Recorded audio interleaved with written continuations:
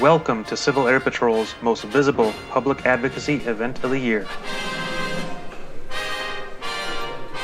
Join us now as we visit an elected official in their Washington, D.C. office.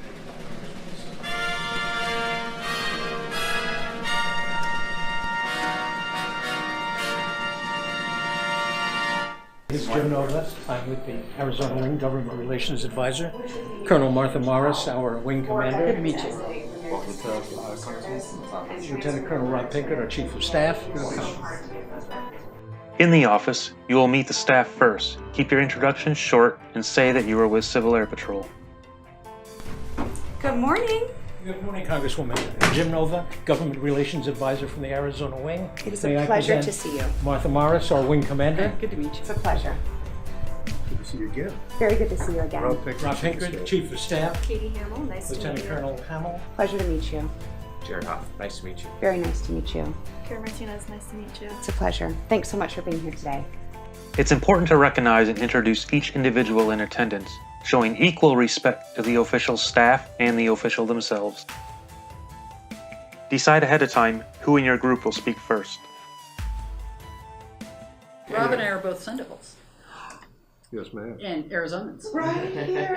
He's a fourth generation Arizonan. I was so happy, I was so happy that I walked into. This is the first congressional office I've walked into that wasn't sporting Wildcat stuff. Yeah, I know. It makes me feel so much better. Look right behind you, seeing that. I saw it. There's Sun Devil right there. Yes. I am a Sun Devil through and through. Relax. Start by making a local connection if you can, like a college in common. I'm really interested in this cell phone technology. So you can find the last point that a person had a cell phone communication and use that to find someone? Or a cell phone just being on. If it hits a cell tower, they can figure out where it was its last position. Wow. And it's just that cell phone has to be on and pinging a tower.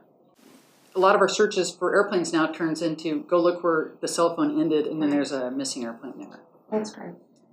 So we also have an aerospace education program, which is mostly based on STEM. We have aerospace education members that are school teachers that we give them all sorts of products that they can teach in their classroom. And then we also have a cadet program. And I've met the cadets. Yes, we have lots of cadets. We have in our wing, we have 740 cadets. And it's, in my opinion, one of the best youth programs in America. It teaches leadership. And the more mature cadets run the program. And last summer we had an encampment down at Fort Huachuca where we had 110 cadets with from 5 states.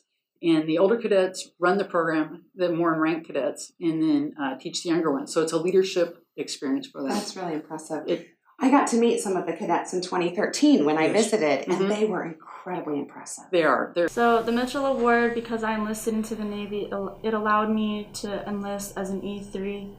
So a big step up from normal people enlisting as opposed to an E1. And what happens as you get this award? It's a lot of hard work, and you just cadet work officer. hard. Yeah. You become a cadet officer. Cadet officer, basically. Really? So it's a leadership position. Well, congratulations. You must have worked really hard to earn that award. If you have a cadet with you, encourage them to participate in the conversation. Our fiscal year 2019 budget request to Congress is for $46.1 million. Okay, and of course, to us, that's an enormous amount of money. But here in Congress, that's a very reasonable amount. Good. Of the 46.1, this is $3 million more than we asked for last year. So it's kind of my job to help explain why we need $3 million more than we needed last year. And let me run through that real quick. That's based on 4 elements. ADS-B, and I'll come back to that one, communications gear, counter-drug missions, and... Now that one you're going to get a lot of support for, because we were really interested in doing counter-drug work on the border. Good. So thank you for that. The last one is contingency fund. Be prepared. Don't wing it. Make sure to leave the CAP materials and talking points with the official or staff. Generally speaking, about 2 months before these meetings take place, initial contact is made via email, through the representatives or the senator's website, or by a telephone call. Usually, not much is done until 2 weeks before the meeting, at which point more phone calls are made, more emails are sent to make sure that we have the time that we need to meet either with a senior staffer or with the representative or senator, him or herself. Coming for the first time, do your homework so you know all about your congressional person that you're meeting with. Have a business card so you have something to give them. And maybe bring a cadet from your state because they always ask what high school they go to. That way there's an interest there of the local person. In the hallway, we ran into the state adjutant general for Arizona, who's the military leader that we answer to at the state level. And he recognized us, which always made me feel good. You notice that this is the 2017 national statistics, and obviously this changes every year. So it's important to at least be briefed on the specific numbers.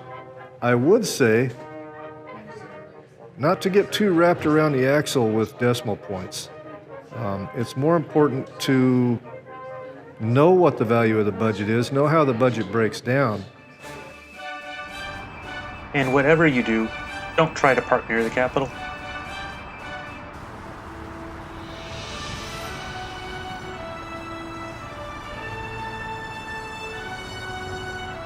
It's also a very long walk.